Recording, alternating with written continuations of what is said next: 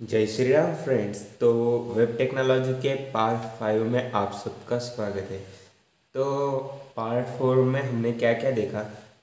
Part 4 में हमने computer output tag देखा, जिसे हम प्री टैग बोलते हैं, उसे देखा। उसके बाद हमने देखा है कि ब्लॉक लेवल टैग्स देखे, जो कि है comment tag, heading tag, BR tag, center tag, paragraph tag, उसे हमने देखा। तो ये टोटल 5 टैग थे सिंपल।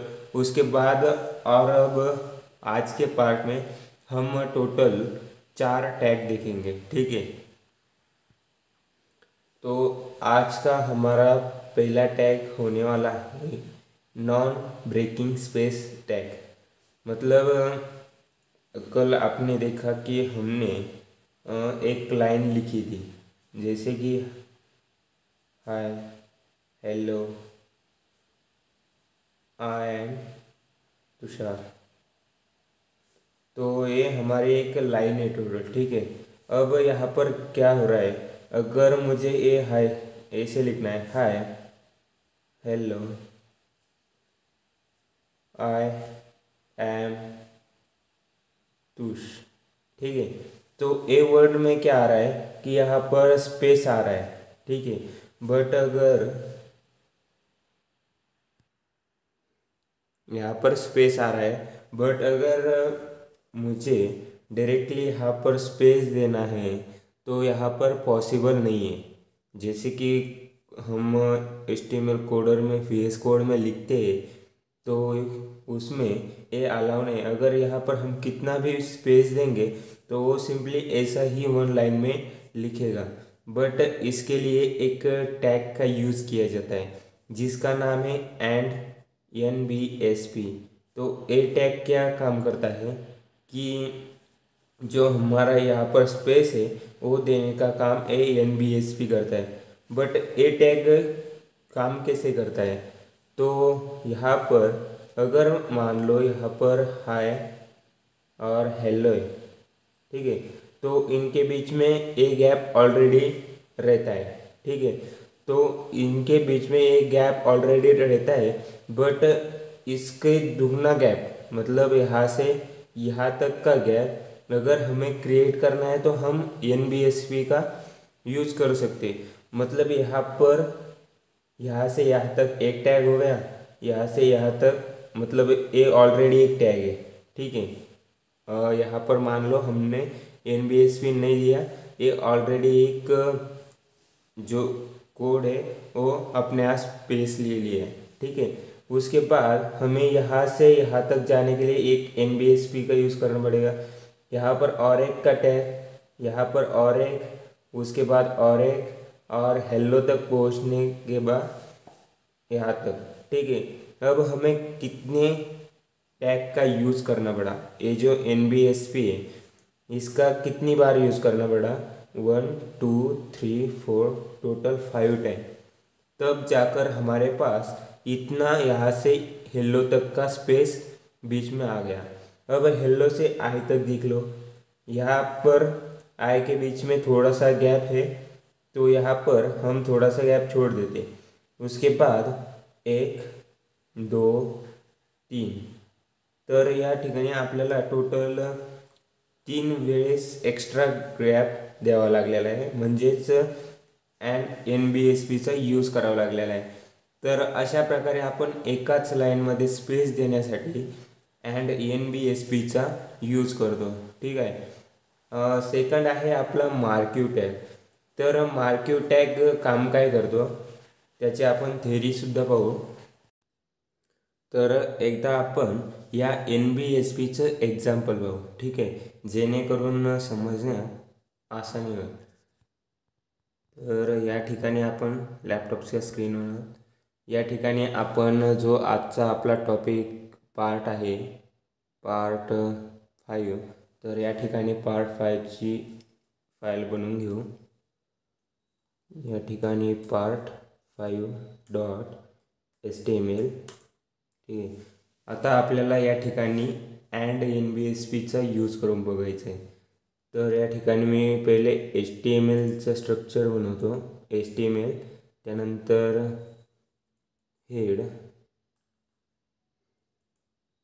हेडमध्ये टायटल आपलं टायटल या ठिकाणी पार्ट 5. त्यानंतर नेक्स्ट आहे आपलं टायटल नंतर आहे आपलं बॉडी. आता बॉडीच्या आतमध्ये आपल्याला टॅग घ्यायचा आहे पॅराग्राफ. ठीक आहे, तर पॅराग्राफ टॅग घेतला आणि यात लिहिलं लॉरेन 5. तर आपल्यासमोर अशी एक लाईन आली 5 शब्दांची. तर आता हिला आपण रन करून पाहू. जे की मी मागच्या व्हिडिओमध्ये सुद्धा सांगितलं, आपण एक एक्सटेन्शन घेतलेलं आहे लाईव्ह प्रिव्ह्यू. तर या ठिकाणी जाऊन आपण त्याचा यूज करू शकतो. ठीक आहे, तर इथं आपल्याला दिसतंय जे आपलं आउटपुट आहे लॉरेन IP सम $सीट. तर हे आपलं जे आउटपुट आहे, हे जे 5 वर्ड्स आहे, तर याच्यामध्ये आपण या ठिकाणी बघू शकता की छोटासा एक स्पेस आहे. ठीक आहे, पण जर का मी या ठिकाणी अजून स्पेस देतोय तर तिकडं काही चेंजेस होत नाही. बट जर का मी हा स्पेस जर का काढून टाकला तर तिकडं त्या साईडला जे सेंटेन्स आहे तर ते जवळ येतात आणि जर का स्पेस दिला एक तर ते साईडला होतात. बट या ठिकाणी मल्टिपल स्पेस दिला तर त्याच्यावर काही परिणाम होत नाही. तर अशा टाईमला आपण काय करतो, या ठिकाणी NBSPचा यूज करायचा आहे. कशाचा, तर या ठिकाणी मी यूज करतो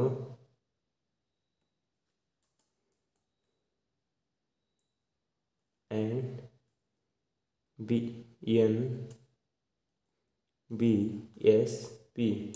तर या ठिकाणी बघू शकता की आपण NBSPचा यूज केल्यानंतर त्या ठिकाणी लगेच स्पेस आला. ठीक आहे, तर आता याला पुन्हा कॉपी करू आणि पेस्ट करू.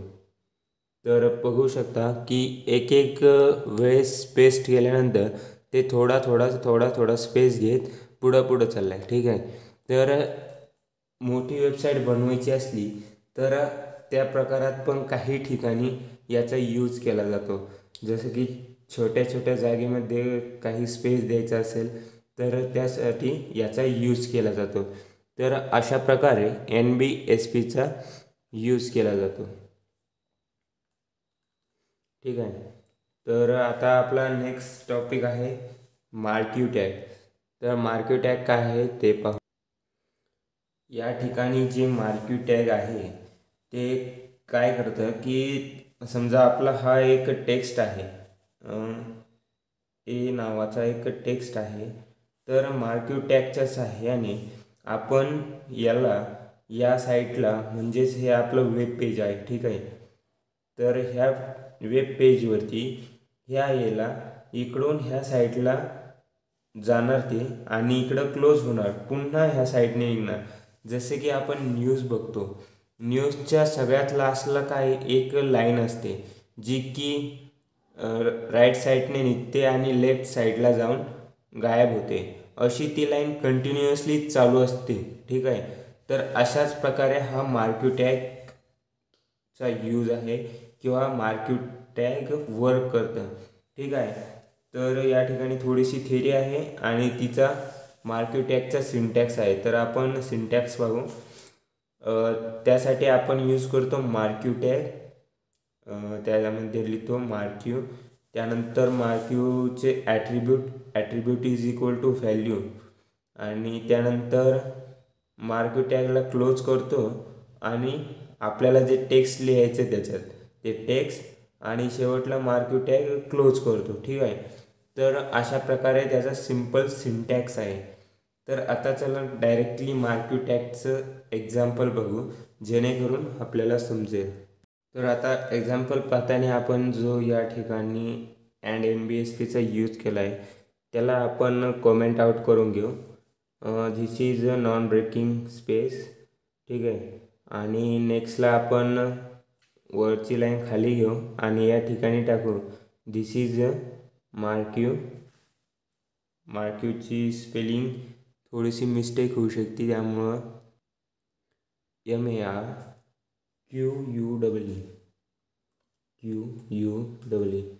Marquee tag. ठीक आहे. तर या प्रकारे आपण आता या ठिकाणी मार्क्यू टॅगचा यूज बघणार आहोत. तर सिम्पली या ठिकाणी लिहितोय मार्क्यू.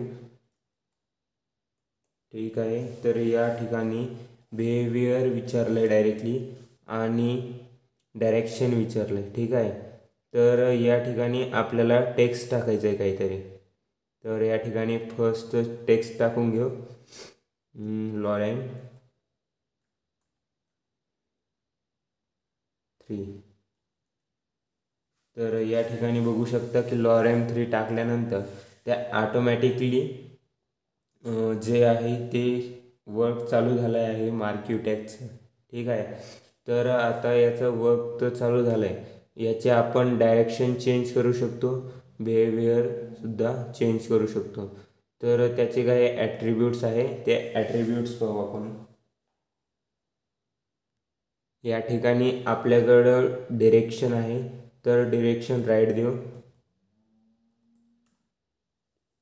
तर बघू शकता या ठिकाणी डायरेक्शन राईट दिल्याने तो जो मार्क्यू टॅगमधले वर्ड्स आहे ते राईट साईडला चालले. ठीक आहे. आता या ठिकाणी पहिले कुठं चालले होते, राईट साईडला.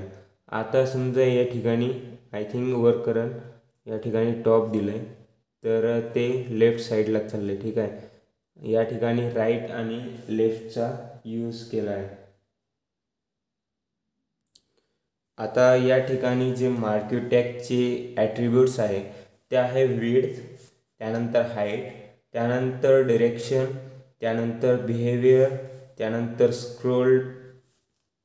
स्क्रोल अमाऊंट, त्यानंतर लूप, त्यानंतर बॅकग्राऊंड कलर, त्यानंतर एच स्पेस आणि व्ही स्पेस. तर असे बरेचसे मार्क्यू टॅगचे जे ॲट्रिब्यूट्स आहे तर ते एवढे आपण बघू नाही शकत. तर आपण विड्थ बघू, हाईट बघू, आपण डिरेक्शन तर बघितलंच आत्ता, त्यानंतर बिहेवियर काय आहे ते बघू. ठीक आहे. तर आपण टोटल 4 पॉईंट बघू आता. आणि राहिला लूपिंग पॉईंट. तर जो चालू आहे सध्या आपल्या स्क्रीनवर, जो आपण आत्ता बघितला तो लूपिंग पॉईंटमध्येच चालू आहे. तो लूप होतच राहतोय, तो थांबणार नाही. ठीक आहे.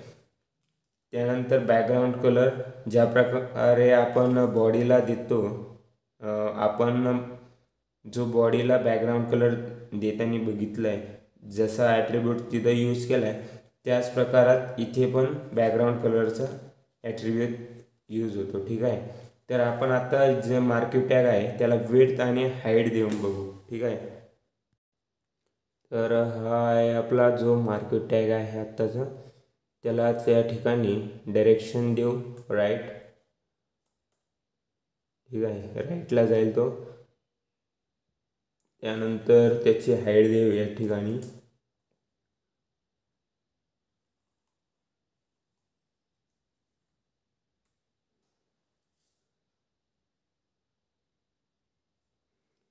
Height is equal to double कोटच्या आतमध्ये 10 पिक्सल. तर या ठिकाणी बघू शकता की तो मार्क्यू टॅग आपल्याला हाफमध्येच दिसतोय. ठीक आहे. तर याची साईज वाढवून आपण 60 पिक्सल करू. ते आपण पुढं जाऊन 90 पिक्सल. तर जो मार्क्यू टॅग आहे त्याची तर प्रॉपर हाईट वाढत नाही, म्हणजे त्या टेक्स्टची हाईट वाढत नाही, पण या मार्क्यू टॅगची हाईट वाढते. ठीक आहे. त्याच्यानंतर आहे विड्थ. तर या ठिकाणी विड्थ करतो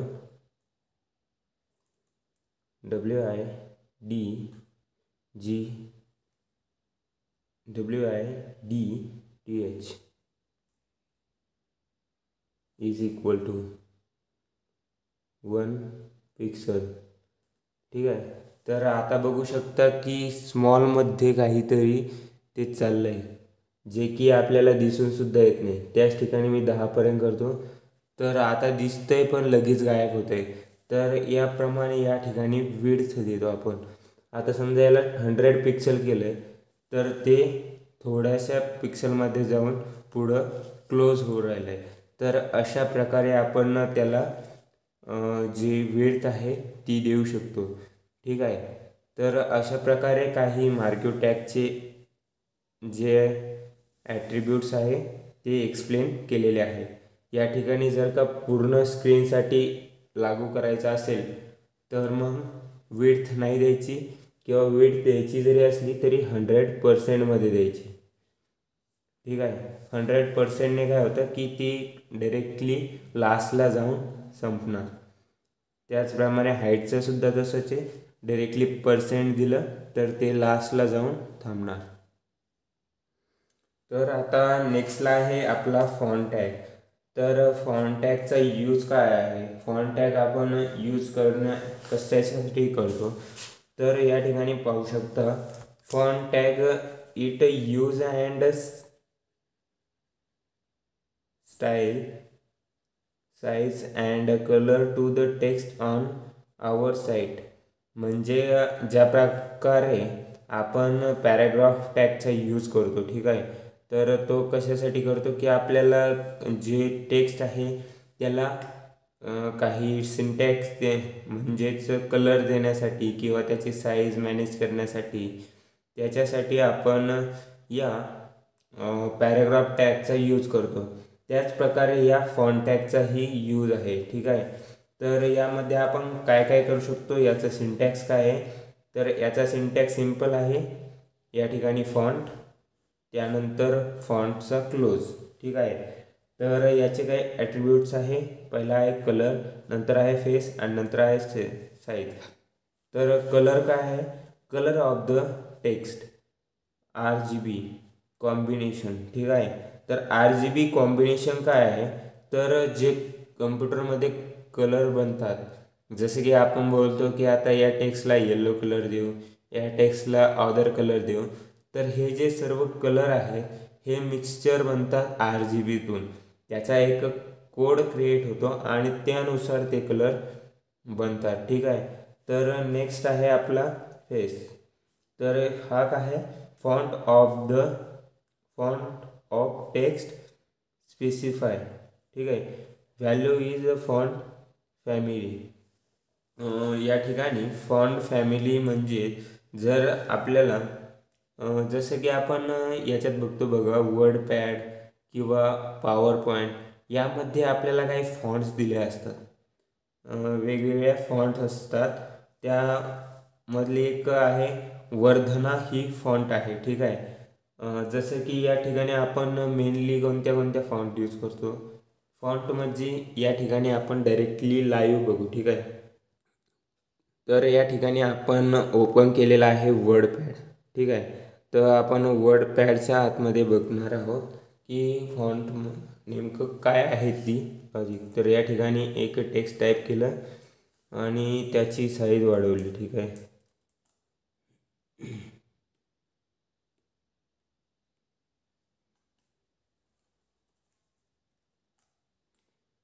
त्याची साईज आपण वाढवली एवढी. आता त्याला सिलेक्ट केलेलं आहे आणि या ठिकाणी साईडला बघू शकता डिफरंट फॉन्ट्स आहे. या फॉन्ट्समध्ये ते वर्क करतं. ठीक आहे. आता या ठिकाणी एरियल ब्लॅक आहे, त्यानंतर ही फॉन्ट आहे. अशा वेगवेगळ्या फॉन्ट्स आहे या ठिकाणी. तर या ज्या फॉन्ट्स आहे यालाच या ठिकाणी फेस म्हणलेला आहे. ठीक आहे. तर या फेस ॲट्रिब्यूटचा यूज करून या ज्या फॉन्ट्स आहेत यांचा आपण यूज करू शकतो. हे नावं देऊन त्या ठिकाणी त्याला चेंज करू शकतो. ठीक आहे.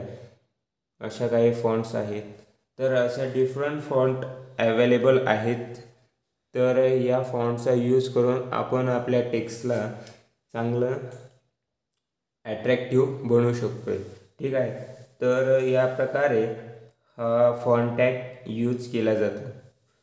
आता या फॉन्ट टॅगचा सिंपल एक एक्झाम्पल पाहूया. दिस इज फॉन्ट टॅग.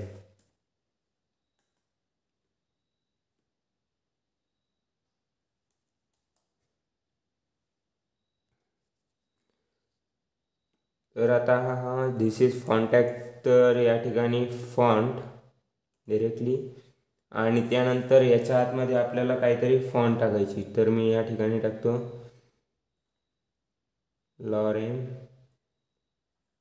3. तर 3 वर्ड आपल्याकडे येऊन जाते. त्यानंतर आता या ठिकाणी फॉन्ट आहे. तर फर्स्ट ॲट्रिब्यूट आहे आपल्याकडं कलरचं, ठीक आहे. तर या ठिकाणी करतो मी COLOR. एक गोष्ट लक्षात ठेवा की जे आपण यूज करतो कलर, त्याची स्पेलिंग आणि याची स्पेलिंगमध्ये थोडासा बदल आहे, यूचा अंतर आहे, ठीक आहे. तर या ठिकाणी कलर या पद्धतीनं लिहितात COLOR. त्यानंतर इक्वल्स टू डबल कोटच्या आतमध्ये आपल्याला कलर लिहायचा आहे. तर या ठिकाणी लिहितो मी रेड. तर या ठिकाणी बघू शकता आपलं जे टेक्स्ट आहे ते रेड झालेलं आहे. रेड ऐवजी आपण येल्लोसुद्धा करू शकतो आहे. तर येल्लोसुद्धा आपलं टेक्स्ट झालेलं आहे, ठीक आहे. तर अशा प्रकारे हे टेक्स्ट बदलत असतात, म्हणजेच जसा कलर टाकू आपण तसे वर्क करतात.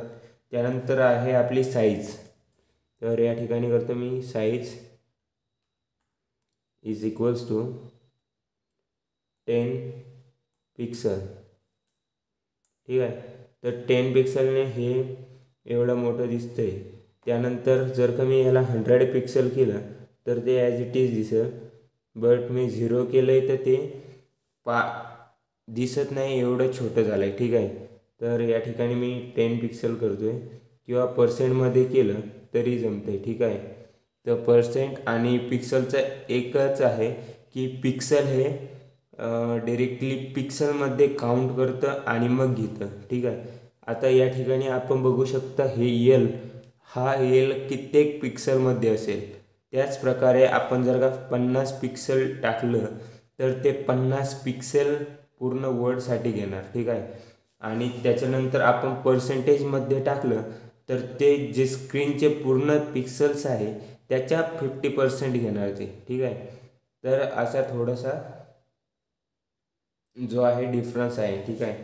त्यानंतर आपलं आता येतं फेस. तर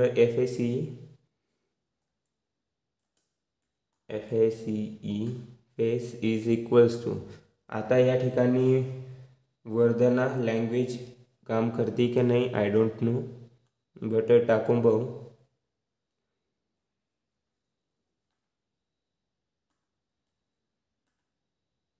नाही, ही लँग्वेज या ठिकाणी यूज काम नाही करत. तर आपण गुगलवरून एखादी लँग्वेज बघू. तर आपल्याला W3 स्कूलवर सापडलेल्या आहे बऱ्याचशा लँग्वेज. तर यामधले आपण एरियल कॉपी करून घेऊ, ठीक आहे. तर कॉपी केली आणि आपल्या फॉन्टमध्ये पेस्ट केली. या ठिकाणी लास्टचे ऑप्शन नको आहे, ठीक आहे. तर आपण साईडला बघू शकता की आपली फॉन्टची जी साईज वगैरे आहे, स्टाईल आहे, ती सर्व चेंज झालेली आहे. तर या ठिकाणी एरियल काढून टाकले तर बघू शकता या प्रकारे आहे, आणि ज्या टाईमला एरियल टाकतो त्या टाईमला चेंज झालेला आहे. अशा आपण या ठिकाणी विविध फॉन्ट्स बघू शकतो आहे. तर ही दुसरी एक फॉन्ट घेतली आणि या ठिकाणी टाकली तर बघू शकता की पुन्हा चेंजेस झालेले आहे. तर या प्रकारे फॉन्ट टॅगमध्ये असे डिफरंट चेंजेस आहेत, ठीक आहे. आता आपला नेक्स्ट टॉपिक आहे HTML लिंकिंग टॅग, ठीक आहे. आता हा जो HTMLचा लिंकिंग टॅग आहे हा HTMLमध्ये इम्पॉर्टंट आहे, कारण की या टॅगचा यूज करून आपल्याला पुढे खूप सारं वर्क आहे, ठीक आहे. तर या HTML लिंकिंग टॅगचा यूज काय आहे ते आपण बघून घेऊ. तर A tag is use for creating a hyperlink to another web page. म्हणजे समजा आपण बोलतो की या ठिकाणी आहे www.yt.com, ठीक आहे. हे आपल्याला वेबसाईट दिसते, पण जर का आपण याच्यावर फोनमध्ये उघडायला गेलो यूट्यूब, तर त्या ठिकाणी आपल्याकडे फक्त सिम्बॉल असतं त्याचं आणि त्याचं नाव असतं, ठीक आहे. किंवा मग आपण काय करतो, एखाद्या वेबसाईटवर गेलो तर तिथं ऑप्शन असतात होम, त्यानंतर फीचर किंवा प्रोफाईल. मग हे सारे ऑप्शन जे असतात आपल्याला होम दिसतंय, पण ऑलरेडी त्याच्या पाठीमागे काहीतरी कोडिंग असते, ठीक आहे. ते पेज कुठेतरी जाऊन खोलतं किंवा दुसरं पेज ओपन होतं, ठीक आहे. त्यानंतर फीचरच्या बाऱ्यात पण ते, आता प्रोफाईलच्या बाऱ्यात पण तेच, की ते पेज कुठेतरी जाऊन उघडतं, ठीक आहे. तर आपण याला HTML लिंकिंग टॅगचा यूज करून क्रिएट केलेलं राहतं. आता समजा या ठिकाणी तुम्हाला दिसतंय YOUTUBE, हे यूट्यूब तुम्हाला दिसतंय, पण याच्यावर क्लिक केल्यानंतर या वेबसाईटवर जाणार ते, ठीक आहे. तर अशा प्रकारे काही आपल्याला कोडिंग करायची. तर आपण यासाठी ए टॅगचा यूज करतो. यालाच अँकर टॅग म्हणतात. काय म्हणतात? अँकर टॅग, ठीक आहे. तर याचा यूज करून आपण आपल्या वेब पेजला दुसरं वेब पेज कनेक्ट करू शकतोय आणि त्या वर्डवर दाबल्यानंतर ते वेब पेज ओपन होईल, ठीक आहे. तर त्याचे by default link will appear as a follow is all browser. तर हे सगळ्या ब्राउझरसाठी खाली दिलेलं आहे. या ठिकाणी सिम्पली सांगितलं आहे की अनव्हिजिटेड लिंक म्हणजे ज्या लिंकवर क्लिकच नाही केलेलं त्या लिंकला अंडरलाईन आणि ब्लो राहील, म्हणजे ते अशा ग्लो करतील, जर्सी अशा चमकतील. त्यानंतर ज्यांना आपण व्हिजिट केलं आहे, समजा ह्या लिंकला व्हिजिट केलं आहे, तर व्हिजिट केल्यानंतर visited link is underline and purple, तर ही लिंक पर्पल कलरची होऊन जाईल. त्यानंतर आहे active link in underline and red, जे आपले ॲक्टिव्ह लिंक आहे ती अंडरलाईन आणि रेडमध्ये आपल्याला दिसेल. तर या प्रकारे थोडीशी थिअरी होती. आता याचा आपण डायरेक्टली एक्झाम्पल बघू, जेणेकरून आपल्याला समजेल, ठीक आहे. तर या ठिकाणी मी लॅपटॉप स्क्रीन ओपन करतोय. तर आता आपल्याकडे हे सगळे वर्ड्स ते खूप झालेले आहे. तर या ठिकाणी मी याची साईज करतो 10 आणि याची फॉन्ट फॅमिलीसुद्धा काढून टाकतोय. आणि अजून काय आहे जेणेकरून या ठिकाणी साईज 10% आहे, ती काढून मी पिक्सलमध्ये करू शकतो का. तर याच्यावर फारसा काही परिणाम होत नाही आहे, ठीक आहे.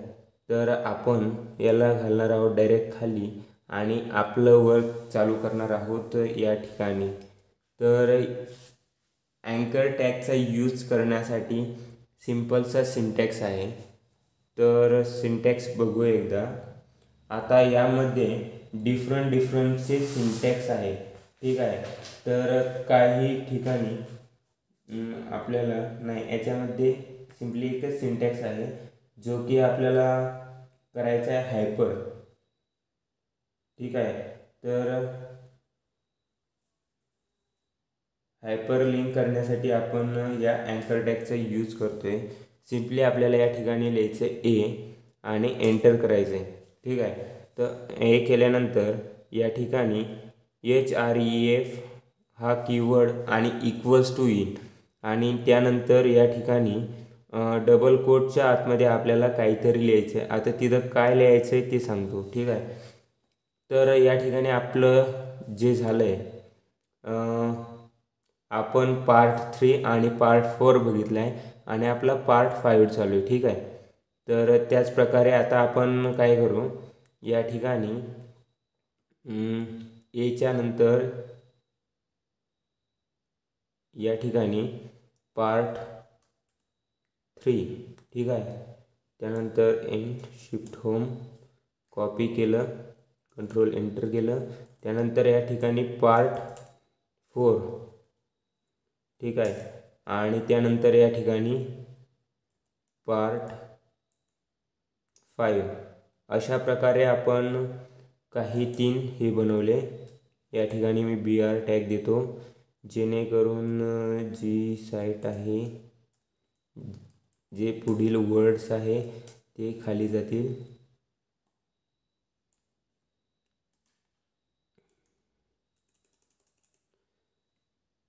तर आपल्याकडे आता ह्या 3 लाईन आहेत, ठीक आहे. तर या 3 लाईनचा यूज करून या ठिकाणी आपण साईडला बघू शकताय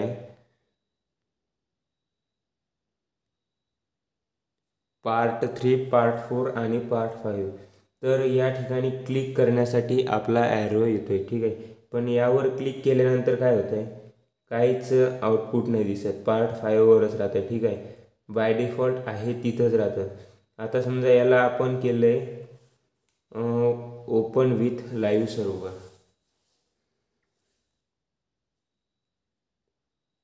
तर हे लाईव्ह सर्व्हरवर ओपन झालंय. आता या ठिकाणी जे आपलं आहे पार्ट 3, तर पार्ट 3 वर क्लिक केल्यानंतर ॲज इट इज आहे तिथंच राहतं, ठीक आहे. काहीही चेंजेस होत नाही आहे पार्ट कोणत्यावरही दाबल्यानंतर.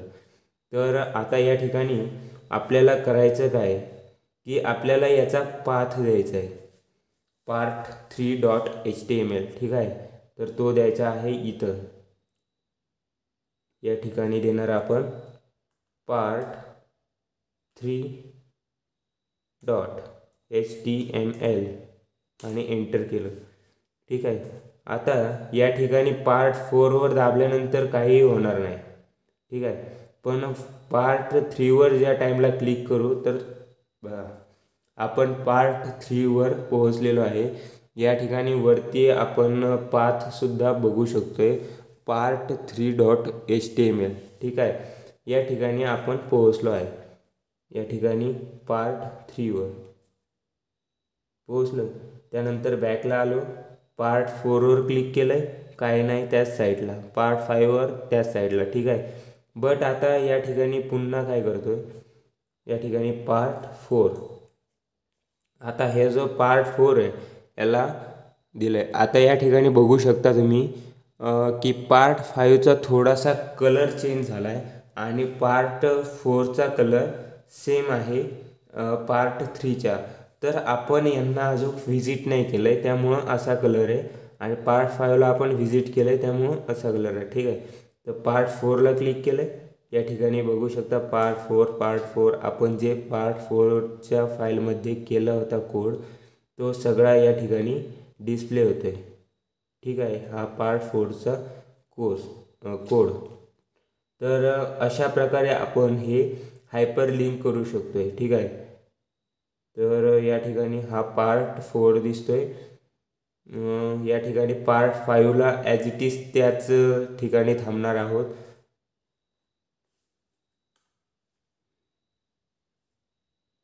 याची साईज कमी, आणि या ठिकाणी आपण हर्प करू शकतो पार्ट 5सुद्धा, ठीक आहे.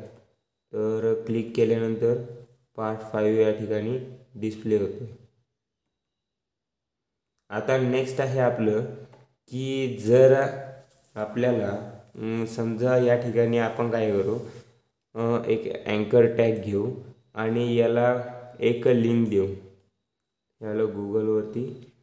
त्यानंतर या ठिकाणी कशाची लिंक द्यायची, या ठिकाणी हे जी CSSची लिंक आहे, ठीक आहे, ही डायरेक्टली कॉपी केली इथून आणि आपल्या या ठिकाणी पेस्ट केली. लिंक मोठे आहे बट काही नाही अडचण. या ठिकाणी दिलं आहे गिट, ठीक आहे. गिट दिलं आहे, या ठिकाणी गिट पण आलं आहे. आता या गिटवर क्लिक केल्यानंतर काय होईल,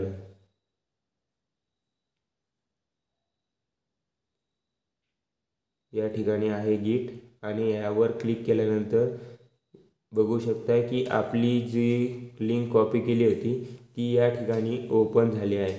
तर या प्रकारे आपण वेगवेगळे जे आहेत लिंक्स त्या या अँकर टॅग थ्रू कनेक्ट करू शकतो, वेगवेगळे पेज कनेक्ट करू शकतो आहे. जसे की तुम्हाला बोललो होतो की होम पेज, अदर पेजेस जे की आपण क्लिक केल्यानंतर त्या ठिकाणी जातो आहे. अशी एखादी वेबसाईट पाहू, हीच वेबसाईट पाहू आपण. तर या ठिकाणी बघू शकता की W3 स्कूलवर दाबल्यानंतर आपण त्याच्या होम पेजवर जातो किंवा इंडेक्स पेजवर जातो.